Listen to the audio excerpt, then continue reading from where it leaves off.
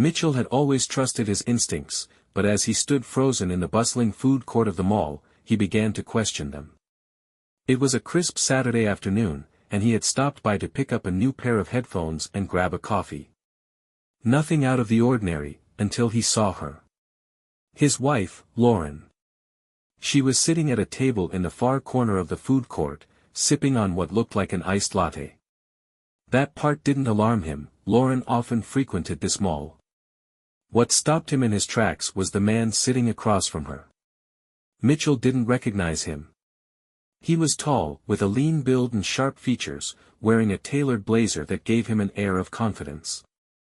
The man leaned in close to Lauren, his hand resting casually on the edge of the table, as though it wouldn't take much for him to reach across and touch her hand.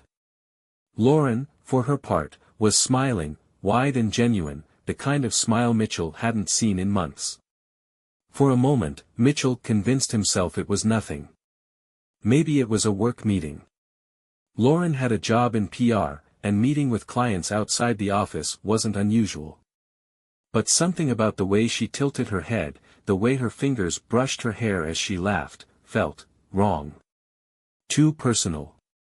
Mitchell stepped behind a pillar, his heart pounding. He debated walking over, saying something, anything, but he hesitated. He didn't want to jump to conclusions.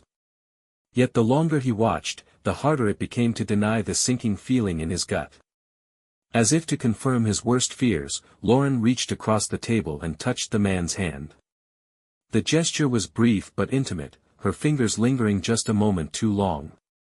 The man smiled, leaning in closer, and Mitchell felt a wave of nausea roll over him.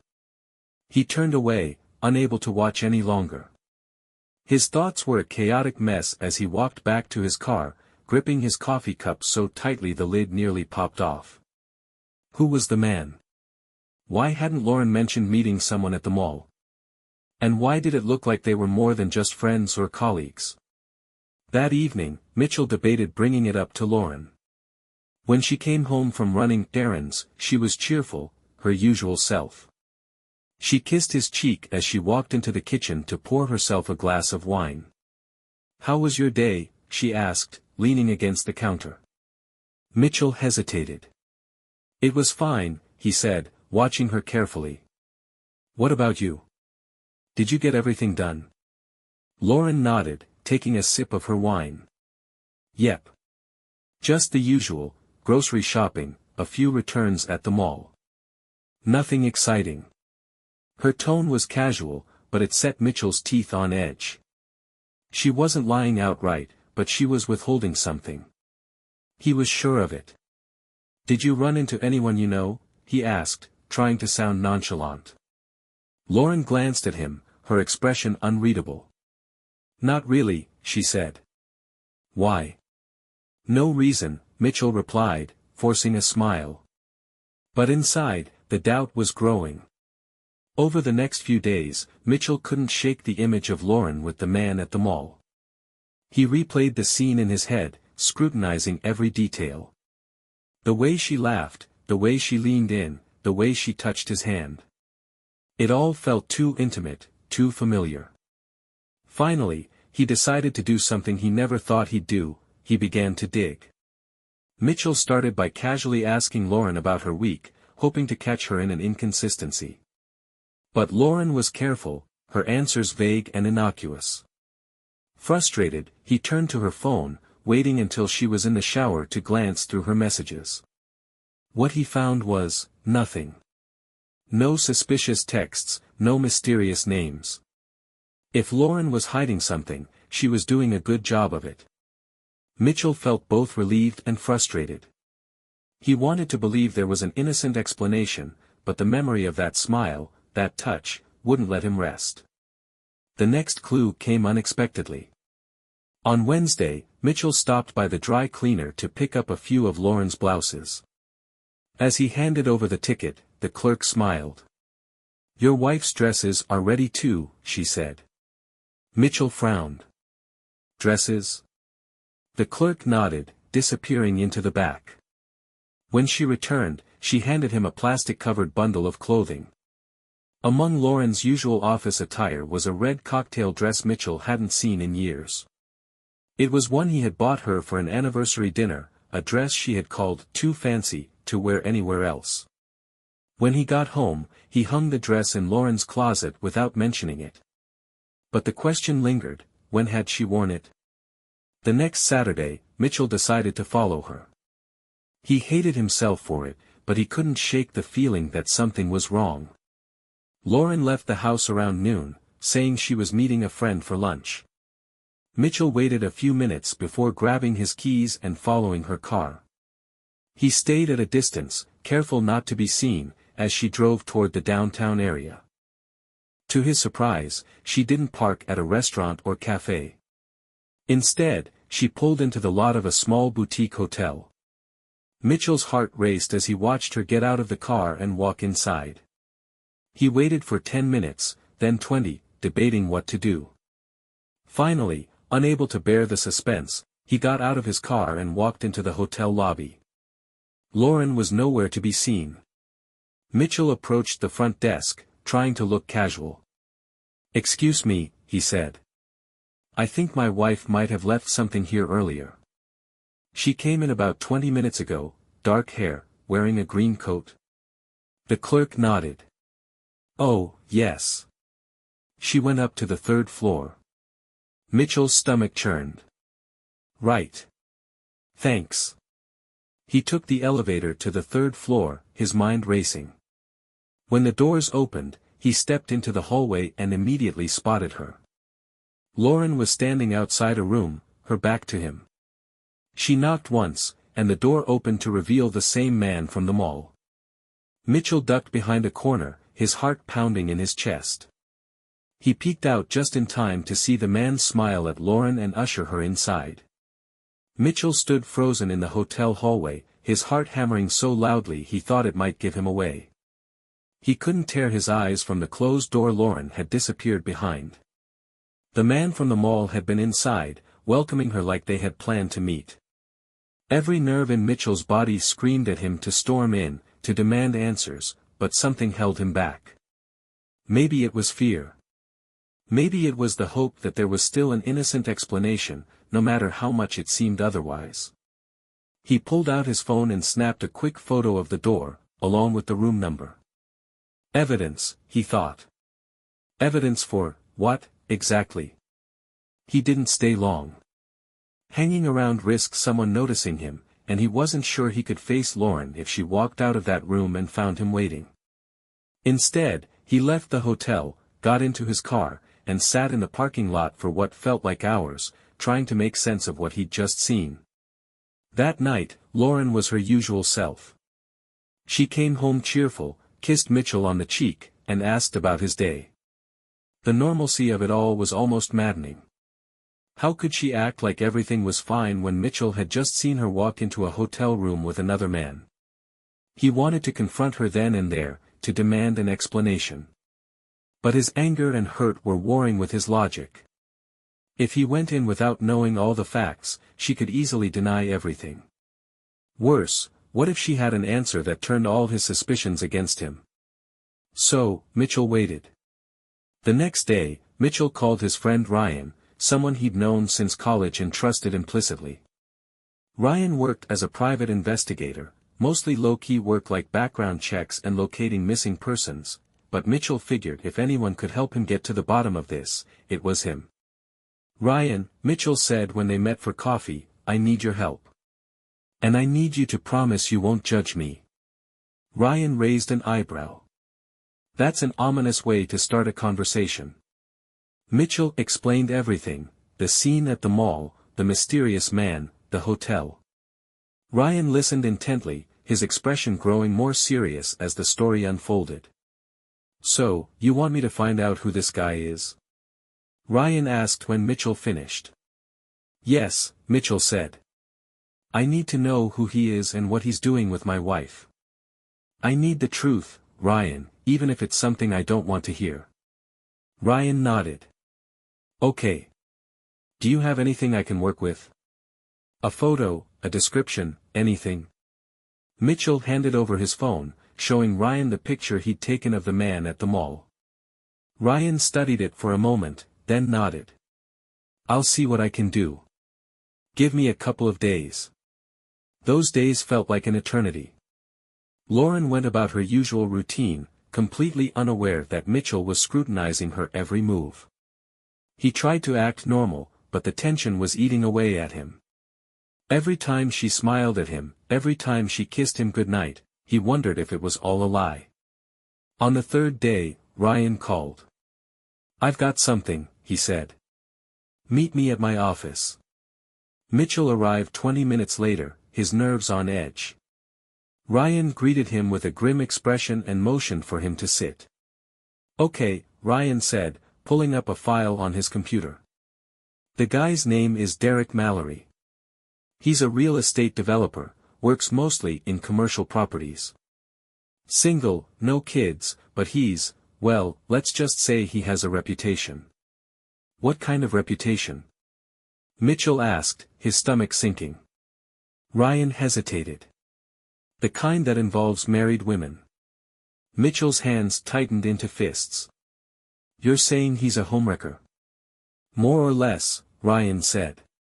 He's been involved in a few scandals over the years. Nothing that ever made it to court, but plenty of rumors. From what I can tell, he targets women who seem vulnerable. Mitchell's mind raced. Lauren wasn't vulnerable. She was strong, confident, and independent. Wasn't she? There's more, Ryan said, pulling up another screen. I looked into his business dealings, and it turns out he's been involved in some shady stuff. Questionable contracts, under-the-table payments, you name it. And guess what? One of the properties he's been working on is tied to Lauren's company. Mitchell blinked. What does that mean? It means he's not just some random guy, Ryan said. He and Lauren might have met through work. Mitchell sat back, his thoughts spinning. Could this really just be a professional relationship that looked suspicious? Or was there more to it? I also checked his phone records, Ryan continued. There's been a lot of contact between him and Lauren over the past month. Calls, texts, emails. More than you'd expect for a work relationship. Mitchell felt like the air had been knocked out of him. What kind of texts? Ryan shook his head. I couldn't get the content, just the records. But the frequency alone is telling. Mitchell rubbed his temples, trying to think. He had wanted the truth, and now he had part of it, but it wasn't enough. He needed to hear it from Lauren herself. That night, Mitchell couldn't hold back any longer. After dinner, as Lauren was cleaning up in the kitchen, he finally spoke. Lauren, can we talk? She turned, surprised by his serious tone. Of course. What's on your mind? Mitchell took a deep breath, bracing himself. Who's Derek Mallory?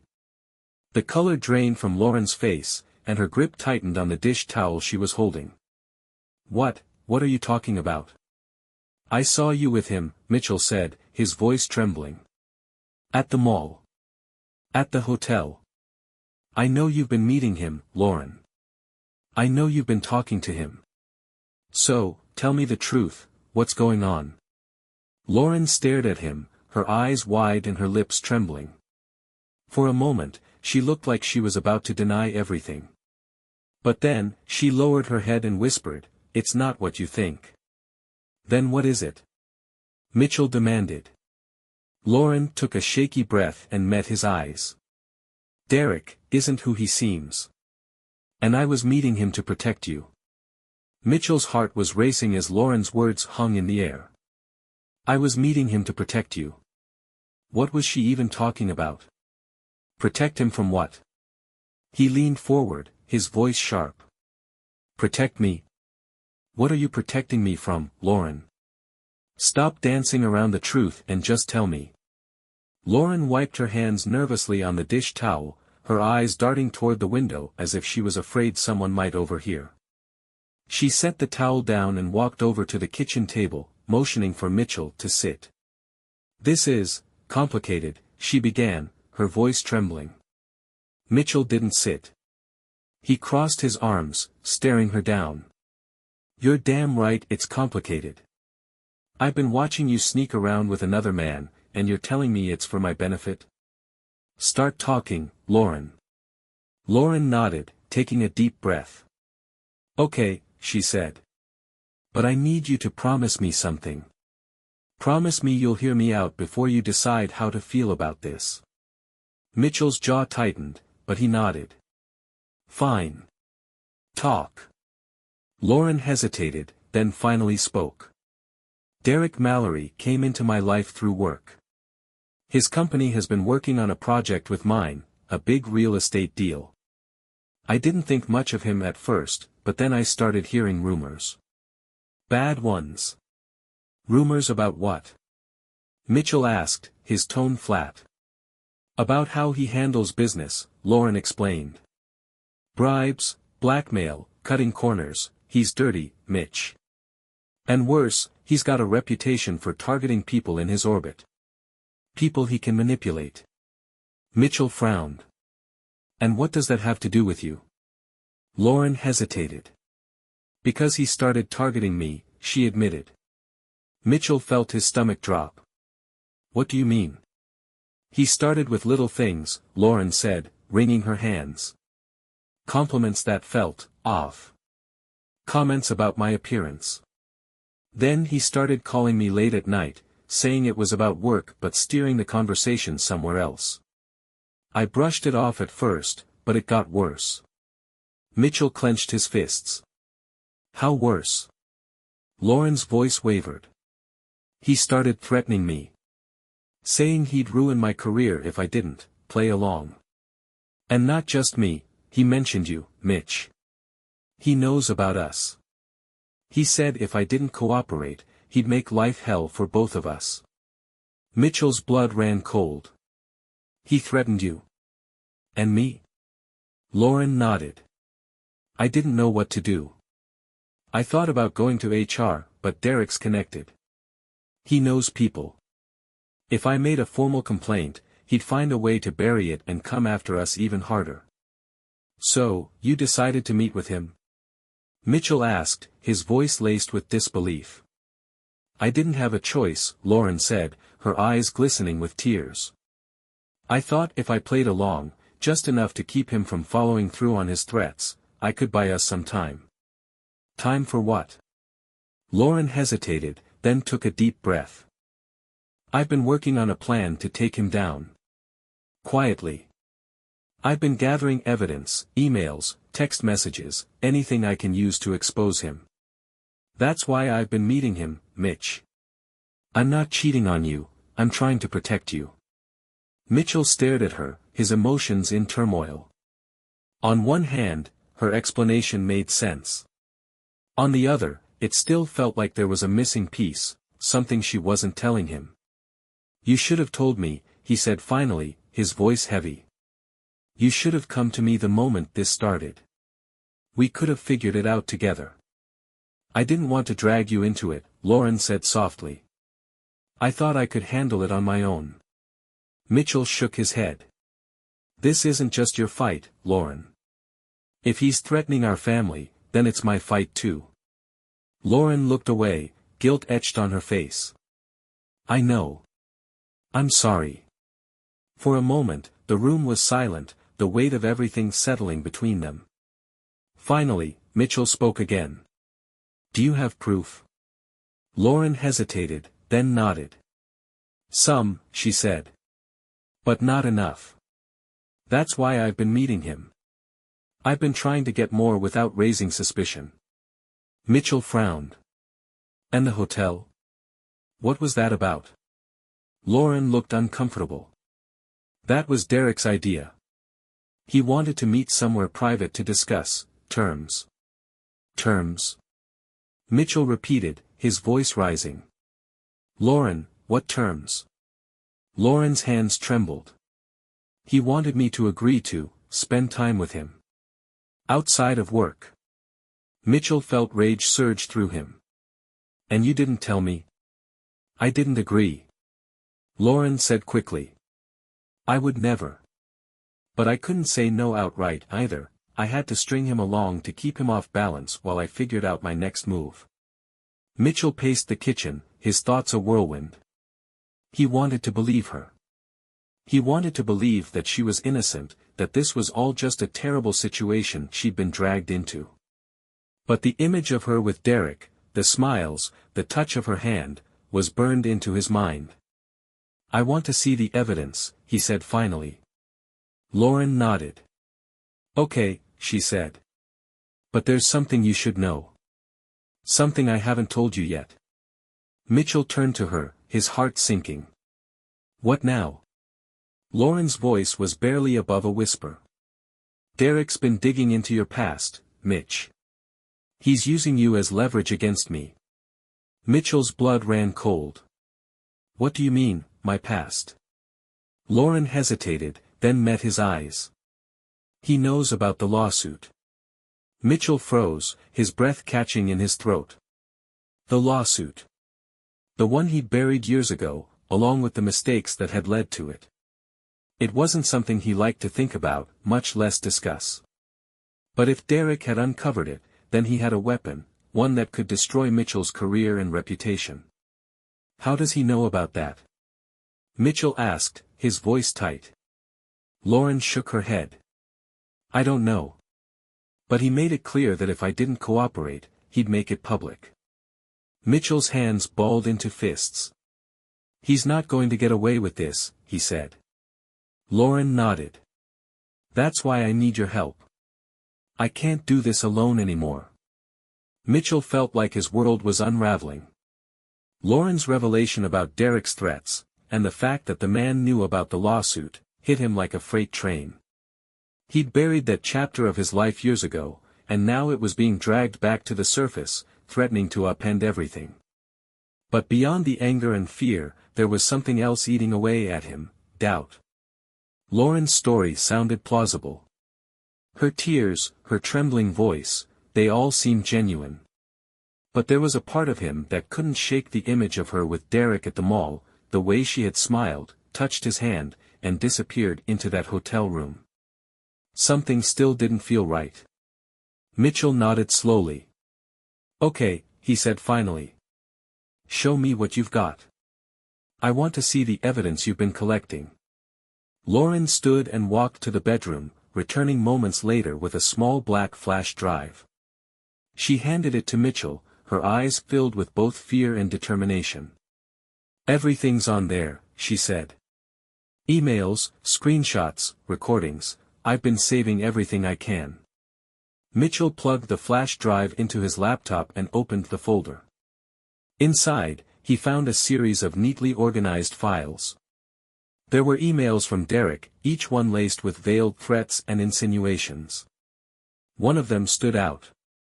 I don't think your husband would want me digging any deeper into his past, Lauren. Just remember, you've got more to lose than I do. There were also screenshots of text messages. Derek's tone was unsettlingly casual, but the underlying menace was clear. Derek, let's make this simple. Dinner tomorrow night, just us. It'll save us both a lot of trouble. Lauren, I'm not comfortable with that. Can we meet during work hours instead? Derek, work hours don't suit me. You'll make the time if you know what's good for you. Finally, there was a recording. Mitchell hesitated for a moment before clicking play. Derek's voice crackled through the speakers, smooth and confident. You're smart, Lauren. You know how this works. I help you, you help me. We keep it between us, and nobody gets hurt. Lauren's voice came next, quieter but firm. I'm not going to do anything that compromises my career, or my marriage. Derek laughed, the sound cold and mocking. Your marriage? Please. Do you really think your husband doesn't have his own secrets? If I wanted to, I could destroy him tomorrow. So, let's not pretend you have the upper hand here. Mitchell's jaw tightened as he listened. The arrogance in Derek's voice made his blood boil. He could feel Lauren's fear in the way her voice wavered during the exchange. When the recording ended, Mitchell closed the laptop and leaned back in his chair, his mind racing. "This guy is a snake," he said. "We need to go to the police." Lauren shook her head. "I've thought about that," she said. "But I don't have enough to nail him. Most of what I've got could be dismissed as circumstantial or hearsay. And if he finds out I went to the police, he'll retaliate. He'll go public with everything about you, Mitch. Your lawsuit, your past, he'll ruin us." Mitchell felt a surge of frustration. He hated feeling powerless, hated the idea of letting Derek continue to manipulate and threaten Lauren. But she was right, going to the authorities without solid proof could backfire. "We need more," he said. "Something concrete that ties him to his threats. Something he can't wiggle out of." Lauren nodded. "I've been trying, but it's risky. He's already suspicious, I can tell. If I push too hard, he'll know I'm onto him." Mitchell thought for a moment, then an idea struck him. "What if I confront him?" Lauren's eyes widened. "Mitch, no. That's exactly what he wants. He'll use it against you." "Not if I play it smart," Mitchell said. "If I meet him, I can get him to incriminate himself. I'll record everything." Lauren shook her head, panic flashing across her face. "It's too dangerous. He's unpredictable. If he knows you're recording him, he'll lose it." "Then I won't let him know," Mitchell said firmly. "Lauren, we can't keep running from this guy. We have to take control." Lauren hesitated, clearly torn. Finally, she nodded reluctantly. "Okay," she said. "But you have to be careful. Don't let him bait you into doing something reckless." The next day, Mitchell reached out to Derek. He sent a carefully worded email, framing the meeting as a professional courtesy. "Derek, I think it's time we talk. I've heard a lot about you lately, and I want to clear the air. Let's meet in a neutral setting. Tomorrow at 3 p.m. at the cafe on Main Street. Let me know if that works for you." Derek replied within an hour. His response was short and to the point. "I'll be there." When the time came, Mitchell arrived at the cafe early. He chose a table in the corner, his phone hidden in his pocket with the voice recorder app running. He felt a mix of nerves and determination. This was his chance to confront the man who had been tearing his life apart. Derek arrived 10 minutes later, walking in with the same casual confidence that had made Mitchell's blood boil in the recordings. He spotted Mitchell, smiled, and made his way over. "Mitchell, good to meet you," Derek said, extending a hand. Mitchell ignored the gesture. "Let's get straight to the point," he said. Derek smirked and sat down, unbothered by Mitchell's hostility. "All right. What's on your mind?" Mitchell leaned forward, keeping his voice calm but firm. "I know what you've been doing to Lauren. The threats, the manipulation, it ends now." Derek raised an eyebrow. "Big words," he said. "But I don't think you understand how this works. I hold the cards here, Mitchell. Not you." "That's where you're wrong," Mitchell said. "You think you're untouchable, but everyone slips up eventually. And when you do, I'll be ready." Derek chuckled, shaking his head. "You've got guts, I'll give you that. But let me make something clear, if you come after me, I'll take you down with me. And trust me, I've got plenty of ammunition." Mitchell's jaw tightened, but he kept his composure. "You won't have the chance," he said. "Because when this is over, you won't have anything left to use." Derek's smirk faltered for a split second, but he quickly recovered. "Good luck," he said, standing up. "You're going to need it." As Derek walked away, Mitchell's heart pounded. He didn't know if he had gotten enough from the conversation, but one thing was clear, the game was far from over. Mitchell replayed the recorded conversation with Derek that evening. He had hoped for more, some damning confession, a clear threat, but Derek had been careful, speaking in veiled terms and never directly incriminating himself. The recording was a step forward, but it wasn't the smoking gun Mitchell needed to take him down. Lauren sat beside him, her face pale and drawn as they listened. When it ended, she slumped back in her chair, rubbing her temples. "It's not enough," she murmured. "He's too good at this. He knows how to dance around the line without crossing it." Mitchell frowned. "Then we make him cross it." Lauren's eyes widened. "Mitch, what are you talking about?" "He's cocky," Mitchell said, his mind racing. "He thinks he's untouchable because he's never been caught. But if we push him, make him feel like he's losing control, he'll slip." Lauren shook her head, panic flashing in her eyes.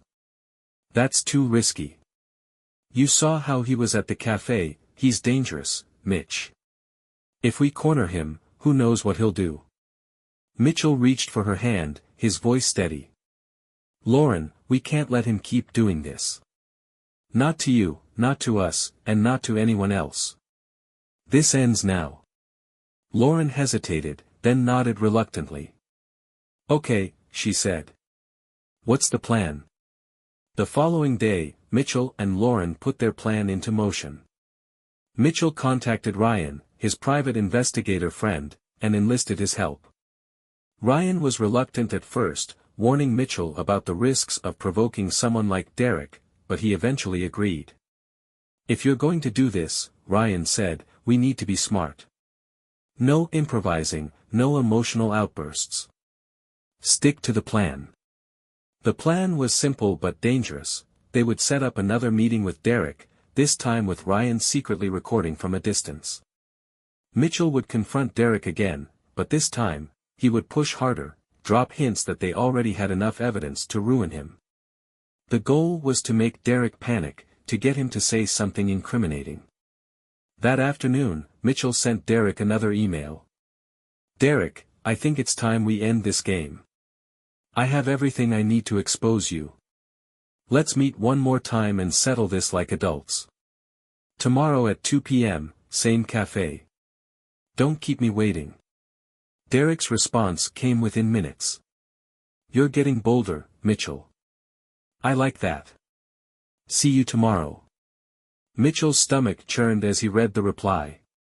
Derek's arrogance was infuriating, but it also gave him hope. If Derek truly believed he was untouchable, maybe he'd let his guard down just enough to slip. The next day, Mitchell arrived at the cafe with Ryan in tow. Ryan set up his recording equipment in a parked car across the street, a long-range microphone trained on the table where Mitchell and Derek would meet. Lauren wanted to come, but Mitchell insisted she stay home. If things went south, he didn't want her anywhere near Derek. When Derek arrived, he was all smirks and swagger, just as Mitchell had expected. He slid into the chair across from Mitchell, casually tossing his blazer over the back of the seat. "Mitchell," he said, his tone mocking. "Always a pleasure." "Let's cut the small talk," Mitchell said, his voice cold. "You've been threatening my wife, digging into my past, and making a mess of our lives. It ends today." Derek raised an eyebrow, feigning surprise. "Threatening? Messing with your lives? You make it sound so dramatic." Mitchell leaned forward, lowering his voice. "I have recordings, Derek. Emails, texts, everything you've sent to Lauren. I've got enough to destroy your career and your reputation." Derek's smirk faltered for a moment before returning. "If that's true, why haven't you gone public yet?" "Because I wanted to give you a chance to walk away," Mitchell said. "But if you keep pushing, I'll make sure everyone knows exactly who you are." For the first time, a flicker of uncertainty crossed Derek's face. He leaned back in his chair, crossing his arms. "You're bluffing," he said, but his tone lacked its usual confidence. Mitchell pressed on. "Am I? Do you really want to find out? Because once this goes public, there's no coming back." Derek's jaw tightened, and he leaned forward, his voice dropping to a low growl. "You think you're clever, don't you? You think you can back me into a corner and walk away unscathed?" "I think you've underestimated me," Mitchell said evenly. Derek's eyes narrowed, and for a moment, Mitchell thought he might lash out. But then Derek leaned back, a slow, menacing smile spreading across his face. "All right," Derek said. "You win. I'll back off. But remember this, Mitchell, you don't scare me. If you push me too far, I'll push back harder. And trust me, you won't like what happens." Mitchell's heart pounded as Derek stood and walked away. The tension in the air was suffocating, but he forced himself to stay calm. He glanced toward Ryan's car and saw his friend give a thumbs up. They had gotten everything on tape. That evening, Mitchell and Ryan reviewed the recording. Derek's veiled threats were chilling, but they were also clear enough to be damning. "This is it," Ryan said. "This is the leverage you need." Mitchell nodded, his mind racing. "Now we take it to the police." Before going to the authorities, Mitchell decided to confront Lauren one last time. He wanted her to hear the recording and understand that the nightmare was almost over. When he played it for her, she sat silently, tears streaming down her face. "Thank you," she whispered. "For believing in me. For fighting for us." Mitchell took her hand, his voice steady. "We're going to get through this. Together." But even as he said the words, a nagging thought lingered in the back of his mind. Was Derek truly done, or was the worst still yet to come? Mitchell stood outside the police station the next morning, the recording tucked safely into a USB drive in his pocket. He had everything he needed to bring Derek Mallory down, evidence of his threats, his manipulation, and his criminal intent. Ryan had assured him that the audio was more than enough to spark an investigation, and Mitchell felt a rare sense of control returning to his life. Lauren hadn't come with him. She had wanted to, but Mitchell insisted she stay home, away from anything that could bring Derek's wrath down on her. He had promised her that once the authorities were involved, Derek wouldn't be able to hurt them anymore. Inside, he met with a detective named Karen Hollis, who specialized in white-collar crime and harassment cases. She listened carefully as Mitchell explained the situation, occasionally asking clarifying questions. When he handed over the USB drive, she plugged it into her computer and played the recording. By the time the audio ended, her expression was grim. "This is solid," she said, jotting down notes. "We've been aware of Derek Mallory for a while, but we've never had enough to build a case. This changes things." "What happens now?" Mitchell asked. "We'll open an official investigation," Detective Hollis said. "We'll subpoena his communications, look into his business dealings, and corroborate your claims. If we find enough, we'll press charges. But I have to warn you, this won't happen overnight." Mitchell nodded, his jaw tightening. "As long as it ends with him out of our lives, I'll wait as long as it takes." The next few days passed in tense anticipation. Mitchell and Lauren tried to return to their normal routines, but the shadow of Derek's threats loomed large. Mitchell found himself looking over his shoulder everywhere he went, half expecting Derek to show up unannounced. Lauren, too, seemed on edge. She jumped at every unexpected noise, her nerves fraying under the pressure. Mitchell reassured her as best he could, but even he couldn't shake the feeling that Derek wasn't done with them yet.